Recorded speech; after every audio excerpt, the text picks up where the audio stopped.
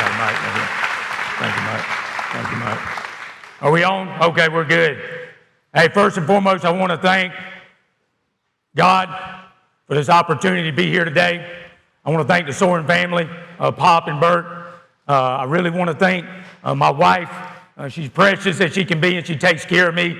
I also want to thank my other coach here, Ryan Martin, traveled up with me from Fort Benning. Thank you for coming and for all the work that you're doing. We're going to talk today about moving the culture. The culture needed to be moved a long time ago. First and foremost, we want to think about all our veterans in the house. If I got a veteran in the house, go ahead and stand up for me. Anybody that's a veteran? Thank you. Thank you. Appreciate your service. The Army started this about 243 years ago when it come to open a can on somebody, okay? To allow us to have the freedoms that we currently have and that we get to endure and enjoy like we have right here. 243 years ago, you got to ask yourself, how many strength coaches are there currently right now in the United States Army that wears a uniform? Okay?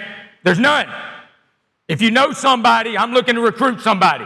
I'm the only person I know currently on active duty that is serving as a strength coach. So that tells you where the culture is and why it's imperative when we start talking about moving the culture. So the draft ended in 1973, coming out of Vietnam. The Army has always had a draft prior to that time period for every major conflict. Since 1973, we have yet to exploit that. When you talk about the history, and you ask yourself, which is not part of this topic, but when you really look out there and you look at our society, and you say when the draft was in place, over 10% of the male population served.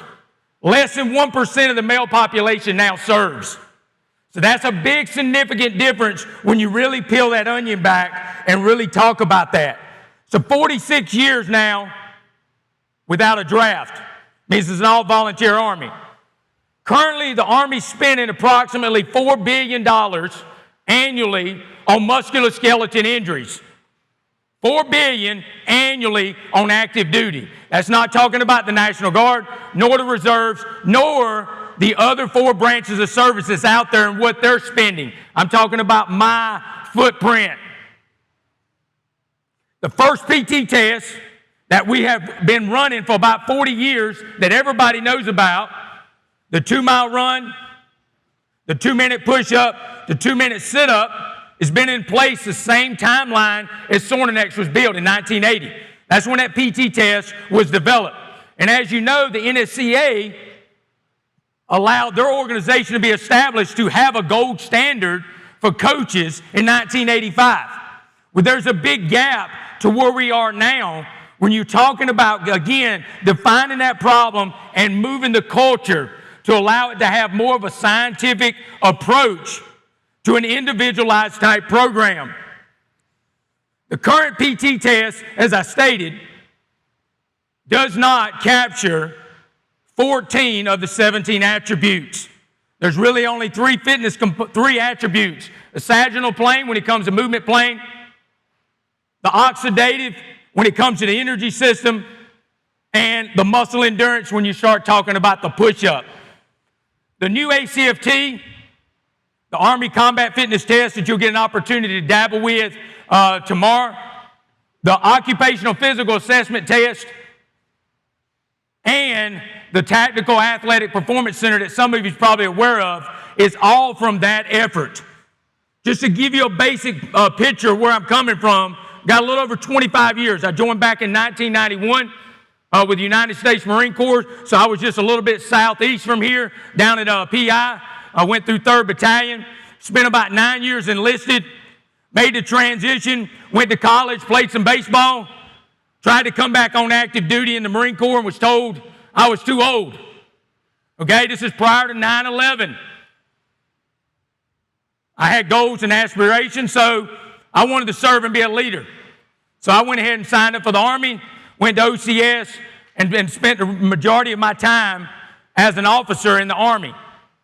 So that gives me a snapshot of approximately our 25 years that's been involved with strength and conditioning inside of the house. My background is all infantry. I was infantry enlisted and infantry as officer. Okay, I've deployed with 3rd Group, 7th Group, 19th Group, 20th Group, SEAL Team 3, 3rd ID. So I've served with the conventional forces and a little bit more of the elite side. I've spent more time with them than I have in the conventional side. But when you really look at the Army and you ask yourself, what is the most important aspect of our Army? And it's the soldier. It's the Marine. It's the Coast Guard. It's the Airman. But you really look back at the history and you ask yourself, World War I, World War II, when we conducted a combat operation, we didn't have nothing that flew up in the air that could allow us to give a vision on what's on the other side. We didn't have any night vision optics. We didn't have satellite communication. We didn't have weapon systems that would reach out 2 kilometers and engage that threat. And then you ask yourself, where we at right now in 2020? We have all that capability when it comes to the technological and the technical ability to eliminate that threat. But then you peel the onion back and say, what are they doing when it comes to physical training? Well, the PT still looks the same. In 2018, 2019, we're still doing ODART 30 PT. So we're not applying to any sleep aspects. So they're not able to get any little extra sleep. They're not getting any chow prior to it. Then we're doing it in mass formations, essentially grass drills at body weight. Now that you continue to define the problem, you ask yourself, World War I, World War II, Korea, Vietnam, etc. Yeah, what load were we carrying? When I dropped my rucksack, I went from infield and landed and set my stuff down. When I laid that equipment down and I moved to the objective to close with in that last 100 yards and finish the fight, I've moved between 18 and 24 pounds. That's all I carried.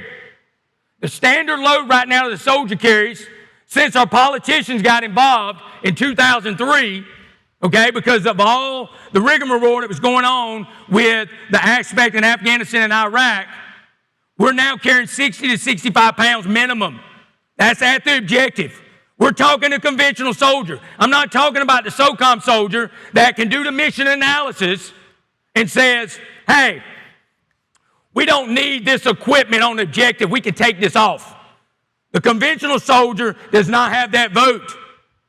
He's got rules of engagement, he's got orders, and then typically they don't step outside of those parameters, so they have to carry that additional load. So now you say, well, what is the average load of a soldier? Well, a female's around 135 pounds. A male is approximately 180 to 185. That means they're carrying 30% or more greater load on their body everywhere they go the entire time. And if you're a small male soldier or a female soldier that's at that weight, you're carrying 40 to 50% of your body weight. We all know there's a lot of experts in here. Okay, I'm definitely not an expert when it comes to strength and conditioning. I'm trying to learn. That's why I come to places like this and why I go to the other conferences so I can get smarter. It's 1.5 times your body weight. That's period. If you cannot do 10 reps with your body weight on your back, you're not at baseline. If you cannot do 10 reps, body weight on the bar plus 50 pounds to do a 2.0 times your body weight, you can't carry that load efficiently. And we all know in this audience, strength is the only fitness component that goes across everything. You cannot do more marathon training and actually have better strength. It's just not going to happen. Strength can still improve a marathon runner by having that baseline to sustain that. When you're talking about carrying in loads greater than 30% of your body weight and all your training is in the sagittal plane, it's oxidative, and it's all muscle endurance based, you're not even giving them the essential tools they need to be successful. And then that's why you start to see there's $4 billion spent. And a lot of you probably like, that's a fathom number. It is. And what really bothers me as an infantry leader, that means I don't get an opportunity for my tactical soldier to shoot another time. Most of you here don't understand how many times you shoot in a calendar year. My son currently serves at Fort Bragg. He's with the 501st down there. He gets to shoot 3 times a year. Okay, he's an E4. He's a team leader within that squad. He gets to go 3 times a year to shoot. Think if you as a strength coach in here and you're coaching, let's say baseball, because that's my sport, you can only go out there and get 3 live cuts all year before the season starts. You're supposed to win. You can only get 3 times running on the base path. It's a wrong answer. So think about it. If you take that $4 billion and you start slicing that back down and reducing some of those musculoskeletal injuries, you now can give an opportunity to shoot the 4th, the 5th, the 6th time in a calendar year. And I got it. I've deployed with all those different formations. There's a mission set for every one of them. Our SOCOM does do more of kicking doors in and opening a can on somebody. But somebody's got to stand in that cordon and search on an outer perimeter and pull security so nobody comes into the back door on you. And we all know that. That's what things like 375 does. That's what 2nd Shrig does when I was down at Camp Lejeune back in the 90s when we supported the SEALs. We locked the door in. We was that first line of security. When you don't give them the ability to do the things they need to do, they're not going to be successful. Now, when you continue to peel the onion back and you look at the problem, how many hours do you think a soldier gets to train physically in a calendar year? It's in excess of 500 hours. 500 hours with no plan. We're talking long range, short range, daily, no plan. I've served in all those units, again, as a low enlisted guy, would show up to PT, and it was somebody pulled the index cards out and we got warm up, 2-mile run, left, right, kill, and then we're going to stretch 3 times and go back in the car. Okay? It's the wrong answer. Soldiers are not taught. I have been through every school that the Army has and the Marines has when it comes to leadership. From the enlisted side, I went all the way through a staff sergeant, which is equivalent to a squad leader. As an officer, I've been all the way through a battalion command level course. Not one of them teaches you physical fitness from the science standpoint. Not one of them. They do a great job on how to fill out a council statement. They do a great job on how to put people in a formation and do extended left formations. They do a great job on how to develop a tactical plan. They hit all those pieces. But you got to understand, to physically dominate whatever you want to do in life, you got to apply the science. You have to have experts because, again, I could take this organization type of Sornex facility, pick it up and put it anywhere in the Army, set it anywhere, and it will turn into your local Planet Fitness in about 30 days. Half of them will be standing around in the rack doing bicep curls. Half of them is going to be doing some kind of other ecstatic workout, worrying about what they see. They're not going to be focused on what needs to be important for a tactical athlete, and that's hip hinge and that's bracing the core to be able to facilitate movements of those loads. They're not going to do it because, again, there is no scientific approach currently on active duty. Every manual that's been written by the Army when it comes to physical training has been written by the medical community. Okay? They've always had physical therapists on staff, always. Always had registered dietitians. They've got to vote. They do. They're critical. But are they really resolving the problem? Are they really fixing it, preventing it, or are we set up assembly line to run it like sick call or to run it like an emergency room to react to the injury instead of doing prevention ahead of time? We're not. So with those people writing those manuals and writing the doctrine, because you know who owns PT? Who owns PT is that company commander. I have never sat in a battalion or brigade level meeting and a battalion commander or brigade commander said, Donnie, what's your PT plan next week? Let me see what you're doing next month. I haven't never sat in one. The only time I've ever seen them say, we need to see what you're doing is when, one, they're coming, because they want to know what they're fixing to get into. And if it's something they don't want to do, they might be like, I'm good. I'll come next week. And second thing is, if there's some kind of major risk that requires them to have governance over it, okay? That's the only time I've ever had a dialogue in my military career about physical fitness inside a leadership piece. But the doctrine, again, says the company commander owns physical fitness, and yet we don't give them the tools. We don't provide them the education, okay, that's critical for them to do it. Now, some of you in here has probably heard of a master fitness trainer that's in the Army. I coached there for 2 years. I had an opportunity to bring, Bert in and really stand up a performance-based training center. It's just right down the road from here at Fort Jackson, and it's a great facility. It's definitely where the Army needs to go, and we'll talk a little bit more about that going into the Tactical Athletic Performance Center. But understand, when I stood that up, I rewrote the Master Fitness POI, because when I got there, the POI was focused on where the thumb goes when I extend in a formation. That was the coaching cues. The thumb will be along the inside of the index finger and extended. Not that I need to generate torque through the floor and have a brace position to externally rotate my femur to really turn on my glute med and glute max to stabilize what I'm putting on my back. That wouldn't have been the cue, okay? It would have been some regimented regulation that requires discipline, okay? So when I rewrote that Master Fitness POI and implemented that into place, started to change the snapshot of what the Army's got. But let you understand what the requirement of the Master Fitness Trainer is, because most people don't understand. They get 2 weeks online, okay, for the exercise science. They get basic kinesiology, basic anatomy, some basic biomechanics. They get some basic understanding. They get a little bit of basic snapshot of some periodization, okay? 2 weeks.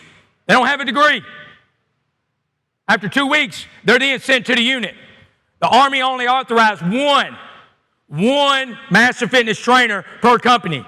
Welcome to the party. That's 150 soldiers. There's not a strength coach in the world that manages 150 people that don't at least have some kind of credentials. At least doesn't have at least probably a master's degree in this field. And we're requiring an E5 and E6 to do that. And oh, by the way, you know what we tell them? That's your second job.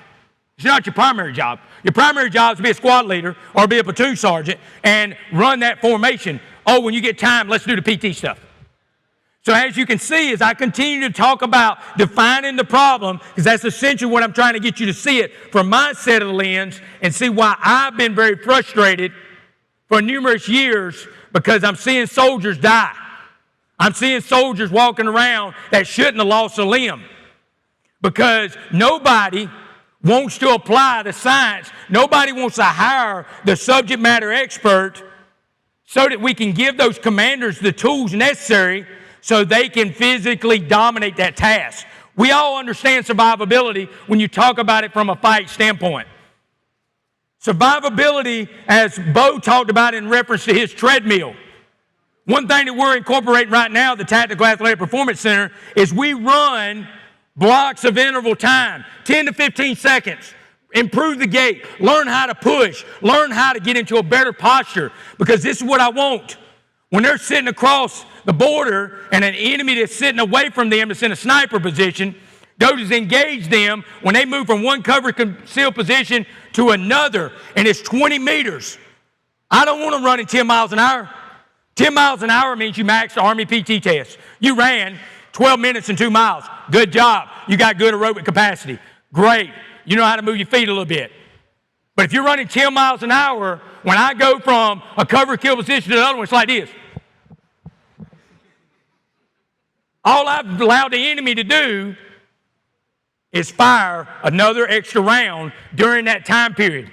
Remember, this is not football. This is not basketball. You can't call timeout. Let me get the third string in. Oh, Bubba didn't make it out there. Nope. Somebody's dead. Okay? And what I tell all the leaders when I get an opportunity to talk to them that shapes the battlefield when it comes to the tactical community is, you're responsible for them. What did you do for the last 500 hours? The last 500 hours that you was in charge of them for the last year. Show me your physical fitness plan. You don't think if my son got deployed tomorrow over to Afghanistan and got killed, you don't think that's going to be one of my questions that I'm going to ask that company commander? Because it's unacceptable. It's unacceptable that we roll the ball out like PE for 500 hours throughout a calendar year, and then we say the soldier is most important. They're the most important tool or the most important asset in our organization. It's not. The technology is number one, and it's been number one really since we come out of Vietnam. It's been number one, okay? And it can't be. It's got to move the culture to be able to change that. Continuing on defining the problem. When you talk about assessments and needs analysis, we know in our community, it's about every 8 to 12 weeks, we might do some kind of needs analysis, obviously based on the season and the tempo and how the schedule looks. The Army, if you show up right now and you go down to Fort Benning and you're going to be an infantryman and you're there for 14 weeks, welcome to the party. You're going to take 5 tests while you're there. That means every 2 weeks, I'm taking another test. For the whole time I'm there for 14 weeks. So all I'm doing is constantly running assessments.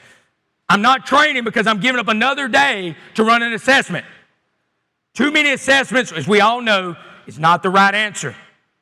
You don't need to be wasting all your time with that many assessments because it's going to allow you just to fall on the sword, okay?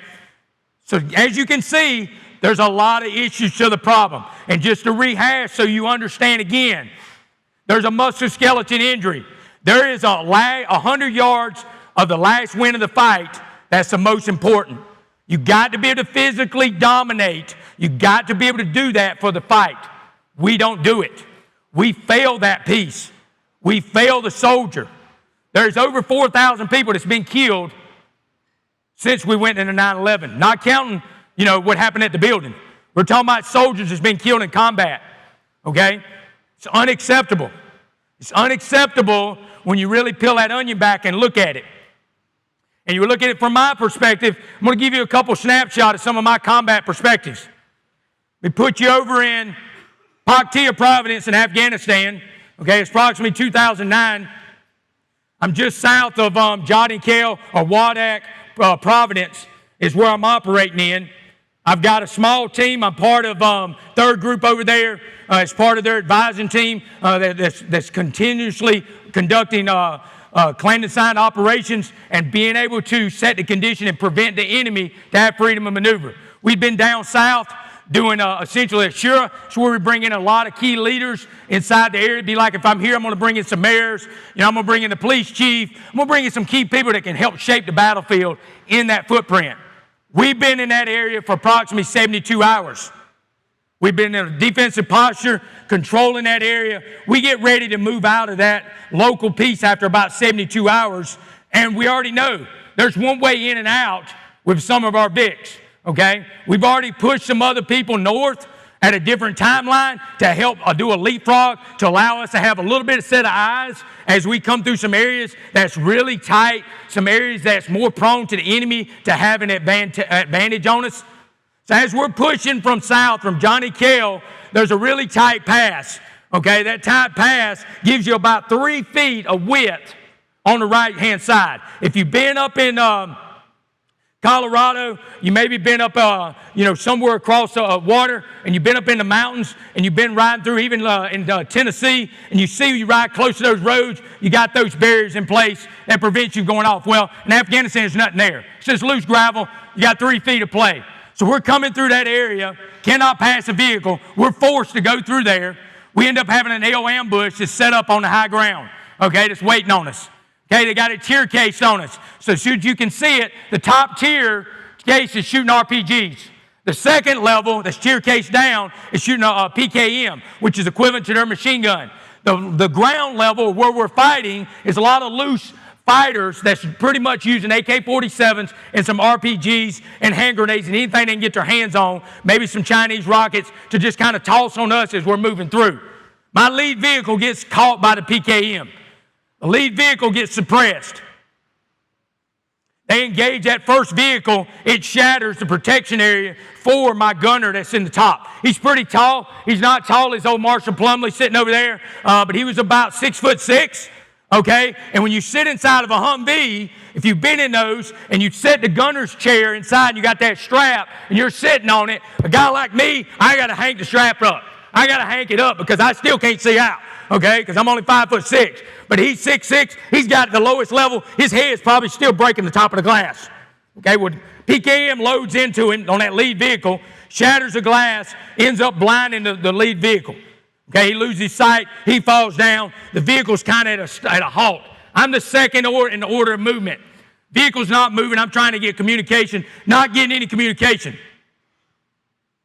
Okay, our SOP, or our standard operating procedures, is to dismount on the non-contact side. Well, I'm in charge of that entire element. I got about 60 people total with me when you count the Afghans and then some of the other ODA that was with us. Of the 60 people that was with us, I was on the contact side. I got to set the standard. So I got out on the contact side, okay? As soon as I exit the vehicle, it's nothing about me. I'm not putting myself on a pedestal, okay? So don't think I want you to see it from what you see the cross on my shirt for, okay? I step outside the vehicle. As soon as I step out, a guy's less than 10 yards from me on a little bit higher ground firing at me with an AK-47. I see the barrel. As I come out, I open the door, I step out, I look, and it said 12 o'clock right there. Okay, showtime. Boom, the bullet's coming at me. I don't move. It puts 2 bullets right there in there. I come straight up, I pop the guy. I bound to the wall. As I bound to the wall, I look left, I look right down the road, and nobody's out of the vehicle. Okay? So I call on the radio. I said, okay, let's go ahead and get out on the non-contact side. We're going to call and consolidate down on the south end. I had about 6 vehicles in a row. They're going to push down to the south. As I bound up to the forward part of that vehicle, I take a hand grenade and toss it up there towards the machine gun nest, okay? As I toss it up the machine gun nest, I go across straight to the vehicle that was in contact. The PKM is steadily still firing on that vehicle. The contact, when I get to the vehicle, I don't even run. I walk to the vehicle, under control, secure the door, open the door, put the door towards the fire, stand between it, okay? And as I stand there, I'm talking to one of my senior NCOs that's in that vehicle. They're trying to do something. I'm trying to get the vehicle out of the contact position. Okay, I gotta give our ability so we can allow ourselves to dominate this position.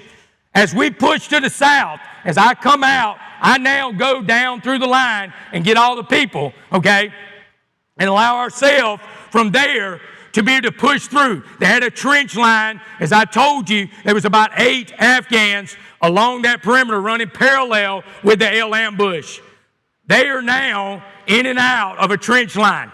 They're popping up and down out of trench line like a cork, coming up and down each line, firing a few shots, dropping down, showing your hand like, hey, there might be 20 or 25 guys there, but it's essentially the same 6 or 8 guys that's going up and down that you're not really seeing.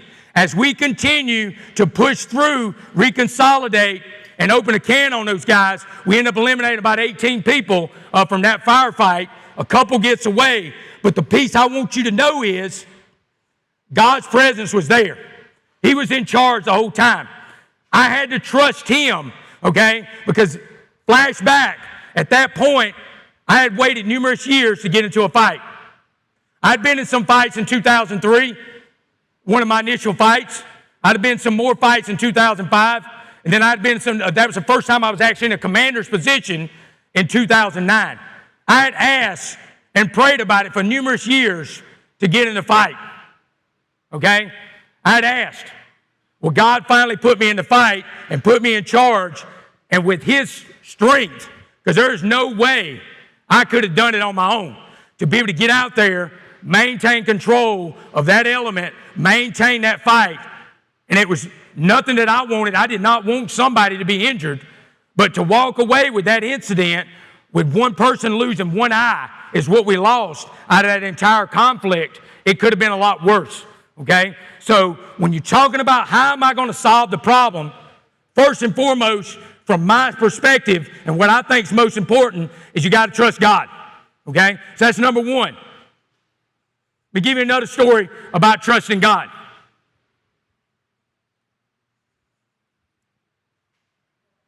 My beautiful wife is sitting over here. 2014, I went through a divorce, okay? 2014, you don't understand God's plan. You don't know why, things like that happen in your life. Went through a divorce. Both my boys' oldest sons had moved on, so I was essentially like an empty nest. I left from Fort Benning, or from Fort Stewart, and came here to Fort Jackson to be the head strength coach. Brought me right here into this neck of the woods. Got an opportunity to start building relationships, with guys like Bert, with Mike, and then that's where I met my wife in this area. My father, God rest his soul, he passed away last month. Okay? And I wouldn't wish it with anybody. But I had 18 months that I got to come back here in 2014. He resides in this area. It's where he lived. I got to live with him for over a year straight. You think God don't have a plan, and then you realize when you look back at it, you see it was directly in line with what his will was. And again, some people can look at it through a different set of lenses and say, well, God didn't really have nothing to do with it. He had a lot to do with it. My brother and sisters, they struggle right now for the loss of my father, or loss of our father. They struggle because, like me, I left the house at about 18 and I took care of myself, and I only seen my dad essentially most of the time on holidays, certain weekends, and other than that nature. I didn't ever really get a lot of time to spend with him. So during that time of struggle, and anybody that follows me, they know that I say no struggle, no progress.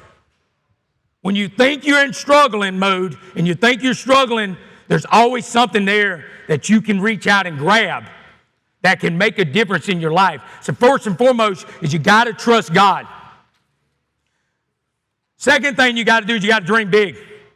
You got to dream big. You cannot get yourself in a small pocket and think, you know what, I'm going to stay here and do what his dream is. Because I'm telling you, if you don't have a goal, you don't have a dream, you're going to do somebody else's, plain and simple. As I told you, I'm the only strength coach in the Army that wears a uniform. What do you think happened in 2013, late 2013, when I went and interviewed to be a strength coach? I did. I interviewed over here at Fort Jackson, a great man that's retired now by the name of Frank Barkoska, spent 25 years as a director at a physical fitness school. When I went and interviewed with him, he hired me, but he couldn't bring me on board. Because remember, there's no job. There's no job description for a strength coach in the Army for an infantry officer. Nobody. So what did I have to do? I had to dream big. I had to go through the chain of command, pitch my story, and get somebody that was a 3-star that outranked the 2-star that was at Fort Jackson. Once he outranked him, done a by name request. All right, I want Donny Bigham. He's going to be a strength coach. Leave him alone. So I done it for 2 years. After 2 years, big Army and infantry community said, hey, Donny, it's time to go work over here. You got to get ready to be a battalion commander. That's where you got to go. No, not doing it. Making a few phone calls. Got to dream big now. Got to keep dreaming big. So you can't take no. You can't be like somebody steps on your hand a little bit and you're just going to give up. You're going to be told thousands and thousands of times on your dream that it's not going to work. I had this vision about 6 or 7 years ago to do that. So what I do, I called another general that I didn't know personally. I called somebody else that called somebody else that called somebody else. I went and interviewed down at Fort Benning. After I went down and interviewed, he said, hey, Donny, we don't even have a job description for you. Go ahead and write your own job description, and I want you to build a TAPC. I want you to build a Tactical Athletic Performance Center because I believe in what you're doing. Because that's what I get asked all the time. People say, how in the world are you a strength coach? You're an infantry officer. I hadn't seen that. How do I get that job? I said, well, you got to dream big. You cannot, again, let somebody else rule what you want to do. Make a way, trust God, and I'm telling you, the door will open it up if it is God's plan. If it's your own plan, it's probably not going to go but so far. You got to remember, you got to be faithful, and you got to lean on Him, and you got to dream big. Another big piece that lets you really see my story, because I can't tell the whole story in this small snapshot. I'm trying to give you a few gold nuggets just to throw in your kit bag or your rucksack that you can maybe take back with you. 2003, I resigned my commission. 2003. After that deployment I come off of, So I'm done with this. I got other passions to do here. You know, I'm tired of going down this route that I'm going, so I got out. 2005, I came back in as an E5, went back to basic training, okay? I was an 03-11 in the Marine Corps, okay? That's what I'm talking about. I was 11 Alpha as an infantryman in the Army. I was never 11 Bravo. I was never 11 Bravo qualified. So when I showed up in 2005 and stood in front of that Sergeant Major, he said, you're going back to week 4. You ain't qualified with a weapon in 2 years. Okay, roger that, Sergeant Major. I'm going to go ahead and use the open door policy, and I'm going to go talk to the battalion commander. Okay? So went and talked to the battalion commander. He seen my last evaluation, seen my deployments, Ranger tab, CIB, the whole 9. He's like, hey, yeah, this guy don't need to go back to week 4. Okay? I think we'll be fine with the qualification. We're going to have to make you go to week 11. So I went 3 weeks of basic training, lived in the barracks, okay? Got to remember, I joined in 91. So this is what? 15 years later. I'm back in basic training as an E5. Following God's plan. Playing the game, doing what I need to do to rock and roll. Graduate. Less than a month later, I'm standing in front of a general officer. He took a general officer, and he said what he done when he pinned my commission back on. He said, I've been in the military for 35 plus years and I ain't never seen it happen. I said, well, you don't know my God. Because I'm telling you, when God's in charge, there's nothing you can't do. I'm telling you. So what happens? I get first lieutenant. I'm back a captain within 6 months later. And let me give you a little laughing moment to add with your story, because I don't know, hey, where's my time at, Bert? Am I getting a little tight? Okay. Okay. A little funny story is, I graduated basic training. Okay, I'm 11 Bravo now. Get done. I get a 4-day pass. Okay? I go on my little 4-day weekend. I'm off. First sergeant comes to me and says, hey, Sergeant B, I need you to watch these 4 or 5 privates. They're going to be hanging around the weekend. I was like, roger that. I told them their left and right limits. You go work out. You go do what you need to do. You're going to be, I'll be back about 1900. I came back in to the common training area, or what we call the CTA in the Army. When I walked back into that area, my 4 people that was working for me that were privates just graduated basic training. They were doing PT. Drill sergeant yelling at them, okay? I woke up, good sergeant. Hey, drill sergeant, I need to get my guys. They already done graduated. They don't need to be playing it. No, you get over there too. So I'm doing PT too, okay? So, okay. I'm doing PT, and you kind of tell. I probably don't need a microphone in here, but it's all good, okay? So, you know me, I'm sounding off. We're getting after it, okay? I'm sounding off. I'm loud in the drill sergeant. You know, finally I say, hey, can we speak around the corner? You know, let me speak to you around the corner. Finally, we get around the corner. He said, I don't need you to disrespect me. I said, roger that, drill sergeant. I said, just know that what you did was unprofessional, okay? Roll the dice forward. I'm in the same unit 5 months later. I'm a first lieutenant. I walk down that area. Here comes that high-speed drill sergeant. Oh! I'm like, let me see you over here real quick, sergeant. Okay? So it was a little time to have a little party time over here on the side. One-time style, because we like to do squats. We don't do ragged little push-ups. You know, we're going to do something that makes a difference. So, hey, a little tidbit of story. Understand that sometimes things can flip on a coin, on a dime. When you think you're in charge and you're not doing it right, because I didn't go over and do anything unprofessional, but I enlightened him to let him know that the way he handled that situation was not appropriate as a leader in teaching soldiers. Okay? Just a small little story to get you another laugh. Now, let's talk about OPAT, ACFT, TAP-A, TAP-C, Physical Dominance Program. Those are the main 5 things that I've had my hand in since 2014. The OPAT is Occupational Physical Assessment Test, standing long jump, push test, okay? I'm not saying I designed every piece of it. I have my name in the hat. I said we'll have a power test. We will test hip flexion and hip extension. It will have some kind of strength component, okay? So that was OPAT.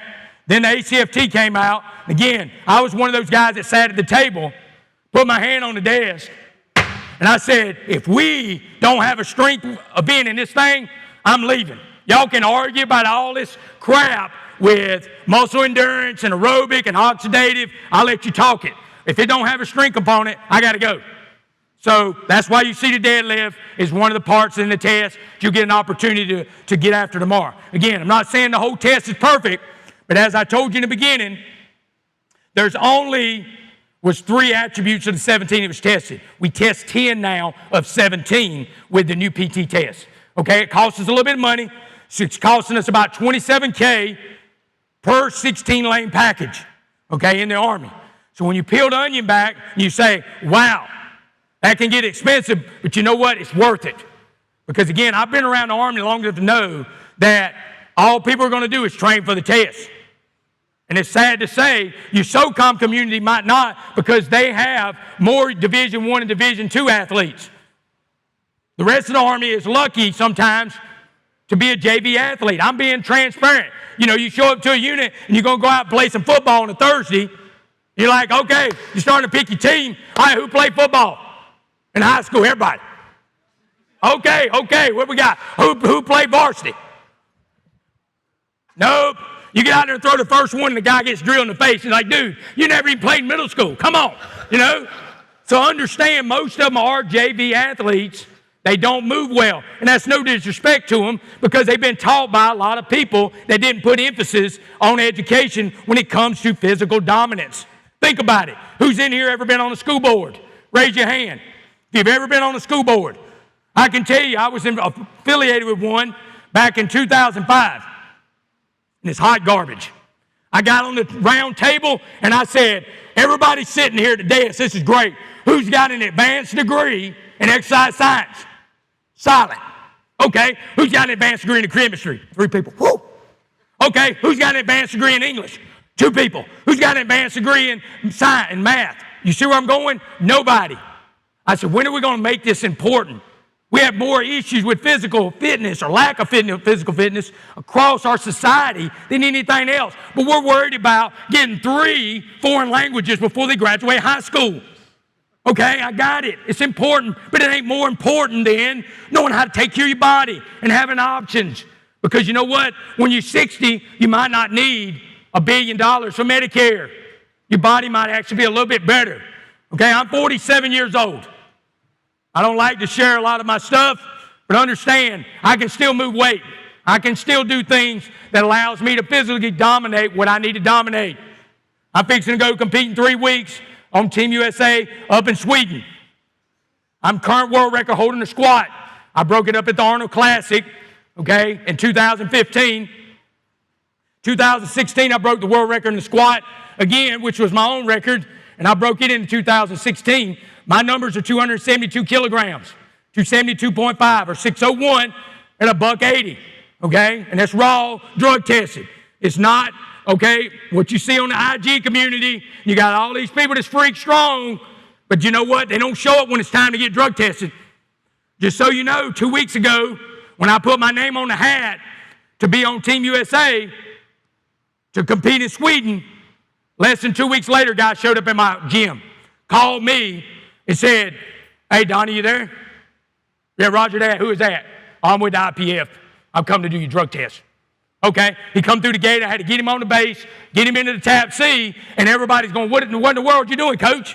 Hey, when you win a decent organization that has rules and has governance, they hold people accountable. That's the kind of stuff that you don't see outside of the other piece. So just so you know, I turned 47 just last week. So I don't take no excuses when people come to me in the Army, because what's the average age of a soldier in the Army? It's about 25. That's the average age. When you get over 40, there's less than 3% of the population that is over 40 years of age. So it's very, very small. You're talking about most of your sergeant majors and most of your field grade officers and higher is typically over 40s. So I get a lot of excuses, but excuses is not worth anything. So again, trust God, dream big. And remember, Exodus 3:12 says, God says, I will be with you. Do not accept no. I am told no, and you can ask Coach Ryan Martin standing over there. I've been told no at least 90% of the time every day from every officer that comes through my building. Okay? Roll back. We get ready to open up the Tap C.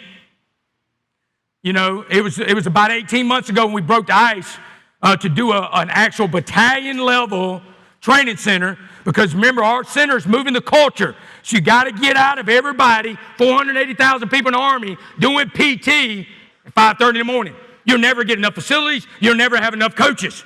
You have to spread it out through the day, just like we do in the other communities.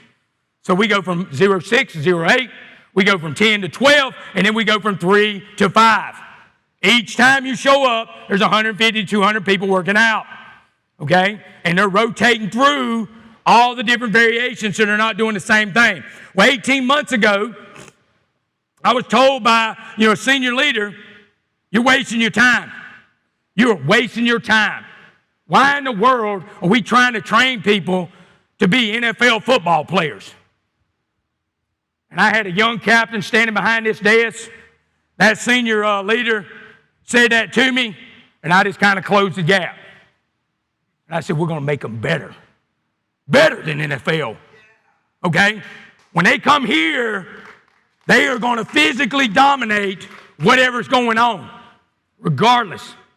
Because again, that is the most important piece. We get wrapped around the axle in our society about the show, about watching Sunday football, about watching football on Saturday. I love it. I'm a Vols guy, okay? I love South Carolina too. I like both of them. My wife's a Clemson. We watch them every week. We love it. It's great times. But we need strength coaches in the tactical community that knows the science. And I'm trying to open the doors. I've hired the first ever GS level strength coaches for the conventional Army. You think it was easy? How many times you think I was told no? How many times you think I was said, nah, we can't get GS 13. We can't get GS 12. That's not suffice. That's too much money. You really telling me we pay GS 12 for a physical therapist? Why are we not going to pay GS 12 for my strength coach? So understand, you got to put your foot down. And again, trust God, dream big. Now, let's talk a little bit about me a little more personally. Okay, a lot of people in here probably have seen some of my lives, seen me say one time, things of that nature, trying to understand what does that mean? What it means to me.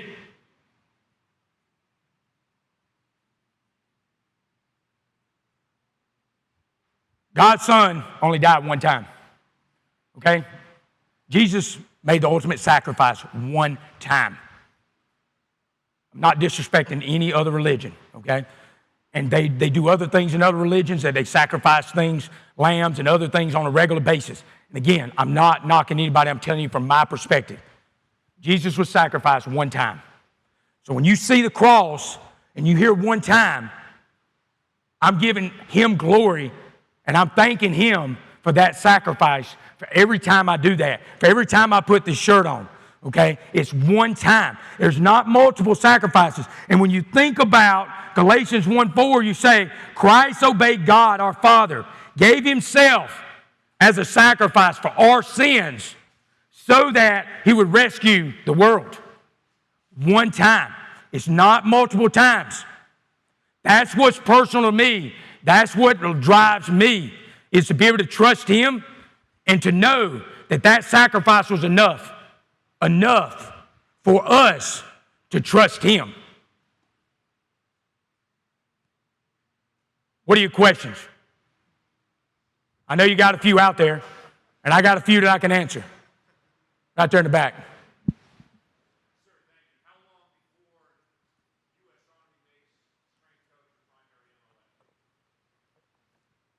Great question. I just got done talking with G1 about 4 weeks ago now, and that was the topic that we talked about was, what is the solution? What is the solution going forward? And they asked me my input, and I said, this is the direction that needs to happen.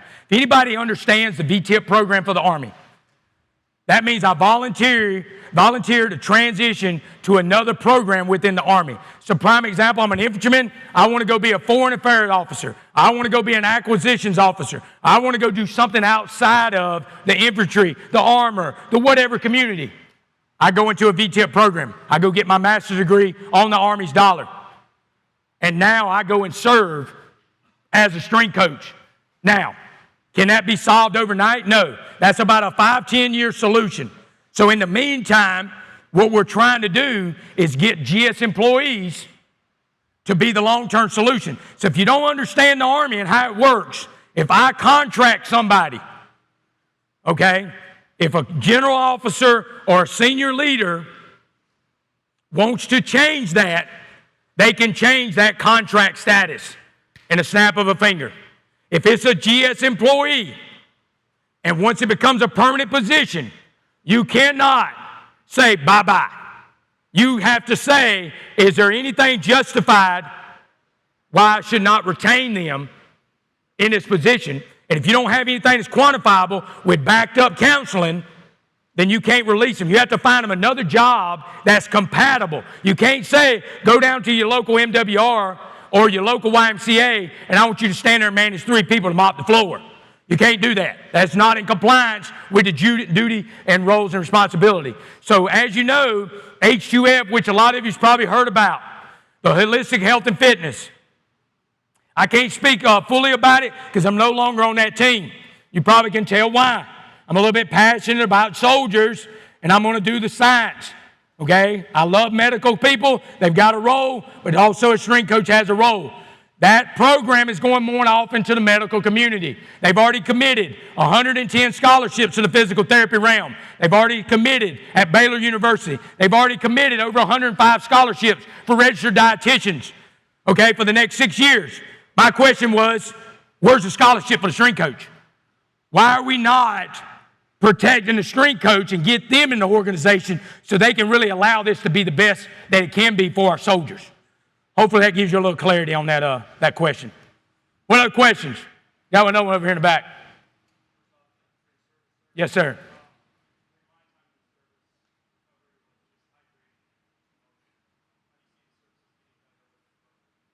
Great question. That's one of the big pieces that we've gotten, and Coach Martin could definitely allude to it because he does all the programming for our organization and does a phenomenal job. One of the big feedback that we've gotten so far from our students current in the class is, why do we have to do so much warm-up? Why do I do a warm-up outside? Okay, that's a generic dynamic warm-up, and then when I get done, I got to come in and do a specific warm-up for my actual workout. So if I'm a tactical that day, I'm in a tactical uniform, and I'm doing a tactical warm-up that allows me to do that lane. If I'm on the racks and I'm doing strength training, I'm doing a different warm-up that is for that warm-up. So what we're adding in is, that is part of what we're building. We're essentially building an FM, a manual, or the Bible for the Tactical Athletic Performance Center. So we're actually utilizing every piece of equipment. So like Jesse that's got the breathe belt, we're incorporating the breathe belt as part of our warm-up and our cool-downs, as part of recovery, so they learn how to properly engage and release myofascia in the psoas, or myofascia around the obliques, or areas in the SI joint. So we're dedicating all that. We've got our Theraguns and our TIM-CAMs. All that stuff is in there too. They have the ability to do that during the circuit, just like they have the ability to do it after the workout. So we're allocating distractions with bands after all the workouts.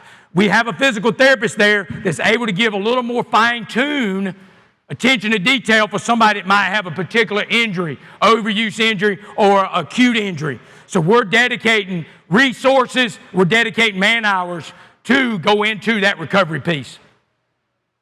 What other questions? Yes, ma'am.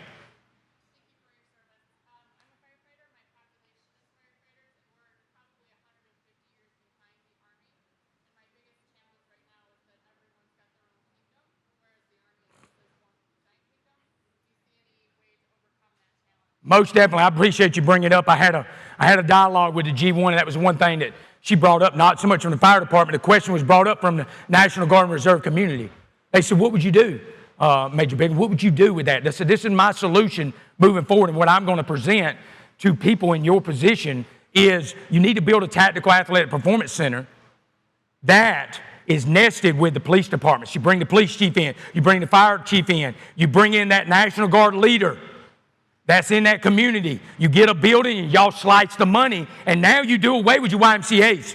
You do away with your Gold's Gym, and now you give them free memberships with coaches, and you split the money across that center.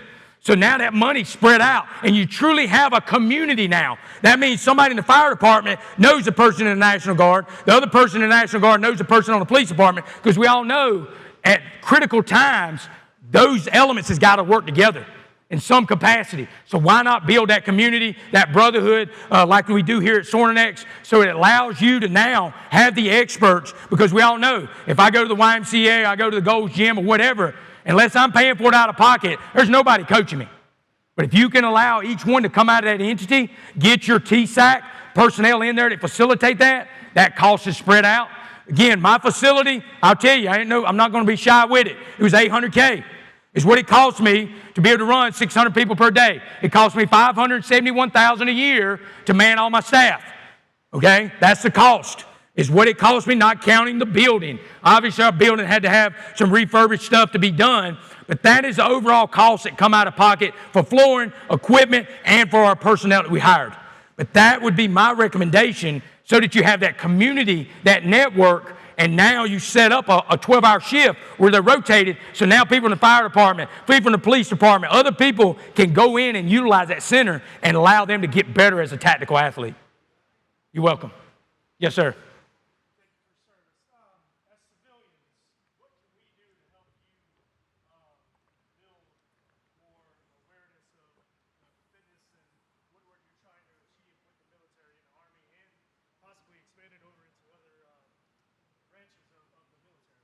Hey, great question. I can tell you what we're doing right now from a civilian standpoint.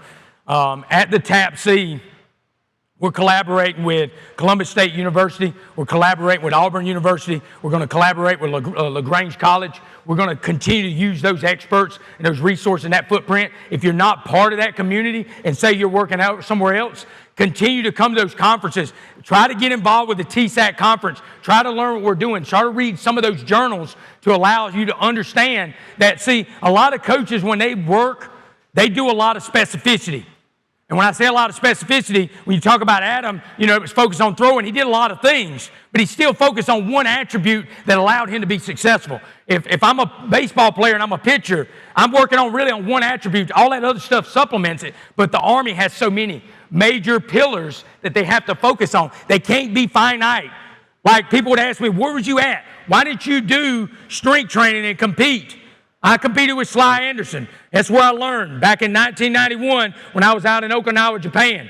That's where I learned how to do powerlifting, got a passion. But I didn't do it for a long time because I was an infantryman. I was a leader. My focus was not my individual goal. Until I came out of all those leadership positions and all those deployments, that's when I transitioned back to kind of my individual goal to say, hey, let me get back on the platform and see what I can do. So just know that if you continue to blossom in the NSCA with the TSAC and allow us to continue to give us feedback outside that you're learning, and that's sharing it through the science community, that allows us to have resources so that we can always fall back on. Thank you so much for that question. What other questions? Time's up. I appreciate your time. And again, before we go, if you watch any of my videos, anything about me, it's about one time. Anytime I approach a bar on a platform, world stage, national stage, I have a setup, just like a baseball player, okay? I walk up. If it's a squat, I set my belt. I look straight up.